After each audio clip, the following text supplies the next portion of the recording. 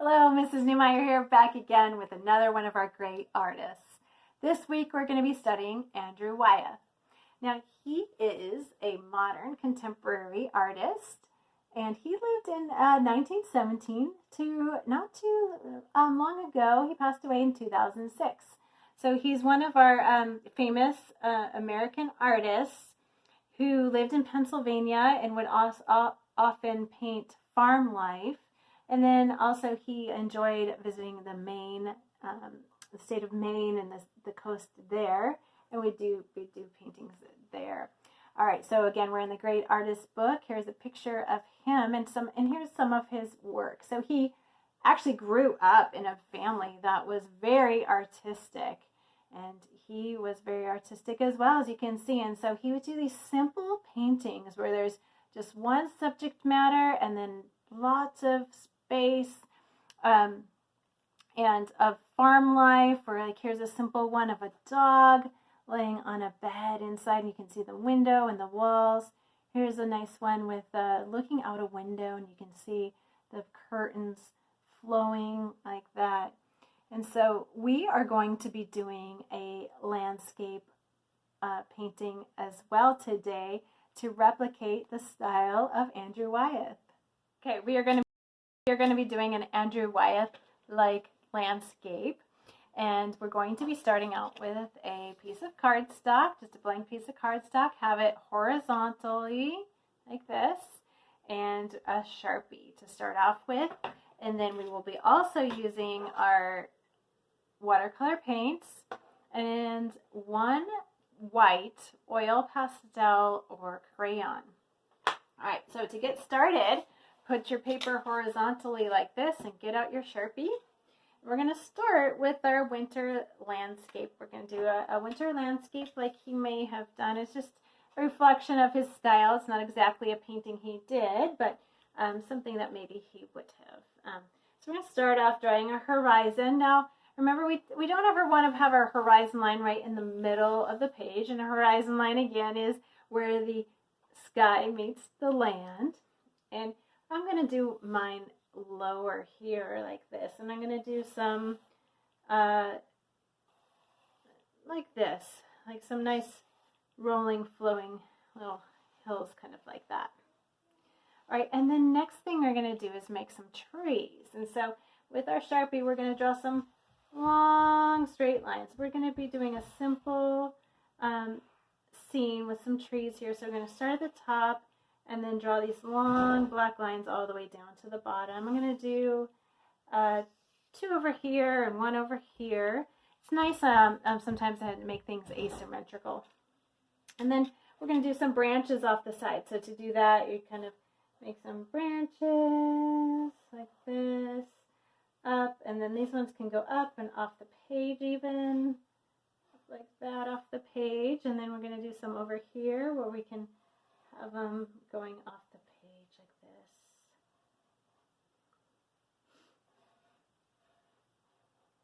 Okay, and then connect it to your tree, and then I'm going to do one on this side.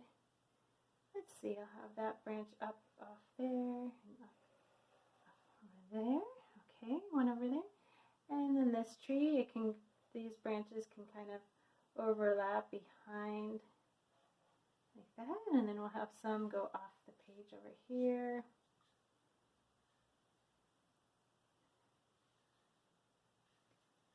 All right, so we've got some branches for our trees, and then we're going to fill them in with our Sharpie so they're nice and dark. So we can fill them in like this, just color them nice and dark so it looks like a silhouette of a tree in the forest. So go ahead and color all of those in completely, and then we'll continue on. Once you have your tree shapes colored in, we can add a moon shape to the sky. So I'm going to do that. Oops, let me get it back on my clipboard here, and we'll make a round shape that will be our moon. All right, then we're going to trace some shadows of the trees. And I say trace just because we're kind of imagine, okay, this is our source of light here is the moon. And so we're going to make the shadows reflecting the trees like this. This one will kind of come out this way, this direction, because our moon is here. And then this one will be kind of off to the side here, that way, that direction. All right, now we're going to use our white crayon or oil pastel. That's the one I have here, is an oil pastel. And we're going to color the moon in completely. Now what we're doing this for is we're going to be using watercolors in just a minute to do our sky. And the watercolors resist where you have colored in with the oil pastel or the crayon, because they don't like to mix. And so this will be the places where we were going to want it to stay white, whereas we're going to paint over the top. So I'm going to make as if it's snowing, so I'm going to make some white dots here for my snow.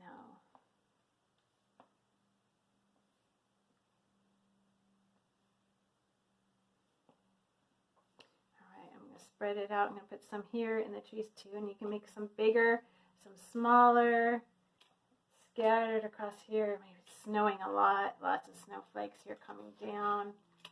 All right. Once you have your snowflakes, then we can get out our paints. We're going to be using, I'm going to be using the watercolor paints. They're going to work best so that it resists where we put the oil pastel white or the crayons. And I'm going to get some blue paint. I'm going to get sort of a dark blue, because this is going to evening sky, right? We've got the moon here, and we're going to paint across our landscape sky here. And look at that, where the oil pastel was, it doesn't capture the paint. And so we have our sky here with the snow. And you know, if you end up painting over your black, that's okay. That's why we use Sharpie. Sharpies don't run, and even if you get some paint over the top of it, it's going to be fine. When it dries, you can even go completely over it if you want to, so you don't have to be so precise when you get to those trees. So we'll take our brushes and we're going to do the sky all the way across. I'm going to get a little bit of water. Now again, just like in our other projects, make sure you don't get too much water. Again, this isn't a swimming pool for paint. This is just, we want enough here so it covers, and it covers nicely. And with that, we need some paint on our brush and just a little bit of water, enough water that it spreads nicely. See that? And I'll keep going here.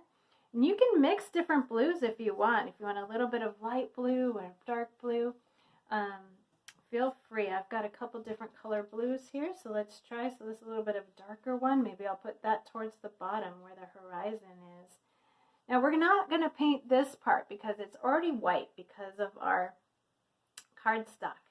And so just be careful when you get to that edge. You can just make a little edge there. And then bring your paint up across, and we'll get our sky going here with our snowy sky. Now if you end up accidentally painting over the moon, or it's hard to paint around it, no problem, because again, we colored that with our oil pastel or crayon, and so it will resist it as well. Now up here where the branches are, you can just go ahead and paint over those, because we want the sky to show that it is behind those trees.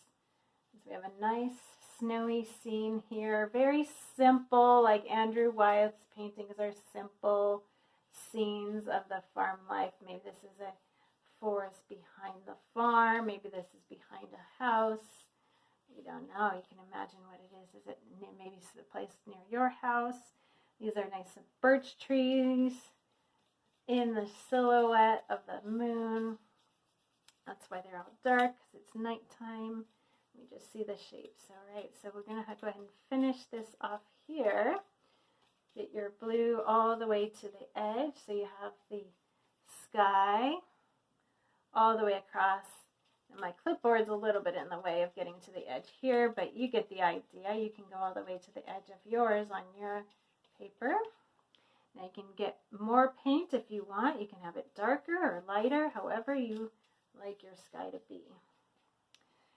Okay, now next what we're going to do here, let me just finish this edge, I guess. I better finish this before I move on. Okay, we're going to get some gray, and we're just going to paint in those silhouettes, those shadows that we made here on the snow, because it's as if the moonlight is shining and showing that reflection there. It just makes for a nice painting. So I have a little bit of gray on my watercolor tray here, and I'm going to get some water, and I'm going to do the gray. Now this you don't want it to be very dark, just like that, so it shows that that's the shadow of your tree, and it just adds a little bit of depth to your painting. Now we could have done it without these, but I like how it just makes it a little bit more interesting, shows that depth of field like Andrew Wyeth had in a lot of his paintings, where you see something, in the foreground and something in the background. All right, and that is our painting in the style of Andrew Wyeth. Enjoy!